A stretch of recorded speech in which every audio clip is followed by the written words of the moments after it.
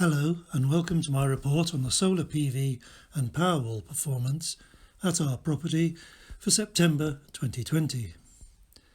Firstly, here's the graph which shows the electrical energy coming into the property on each day of the month, with the figures coming from the grid and solar meters. The total solar production this month was 630 kilowatt hours, which represents 86.5% of the electrical energy that came into the property. 80 kilowatt hours was exported to the grid, which was 11% of the total energy coming in, so we've been a bit more generous than I had expected. 98 kilowatt hours was imported from the grid during the month, including 7 units of peak electricity, with both of those figures being better than August. The average solar production of 21 units per day almost matched the August figure. This next graph shows where the energy used by the property came from, with the figures coming this time from the Tesla app. The figures suggest that 85.1% of the energy used came from solar, the same as in August, with 44.1% being used directly and the remainder via the Powerwall. 48.1% of the energy was said to have come via the Powerwall, with 7.1% of the total having originated from the grid. This next graph shows the energy reported by the Tesla app to be going into and out of the Powerwall each day. Daily differences between input and output have become more noticeable. Overall, 90.3% of the energy going in during the month came back out, ignoring any differences between the state of charge at the beginning and end of the month. Here's the self-power graph, which is energy going to the property directly from solar or from the Powerwall.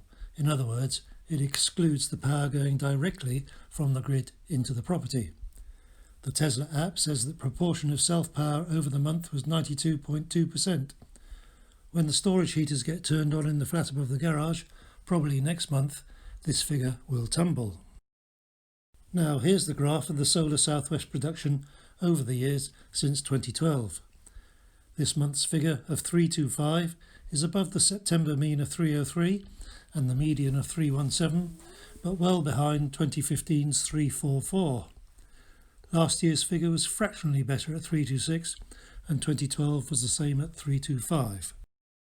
The cumulative view of the year's production shows that 2020 still maintains its slight lead over 2015 at this stage, with the gap reduced to 48 units. But watch out for 2018, which of course is the champion year, which had a good end to the year in this last 3 months. With 3 months to go, 2020 is just past 2017's dismal full year total. This graph shows the proportion of the total daily solar energy produced by the old southwest array since the introduction of the southeast array.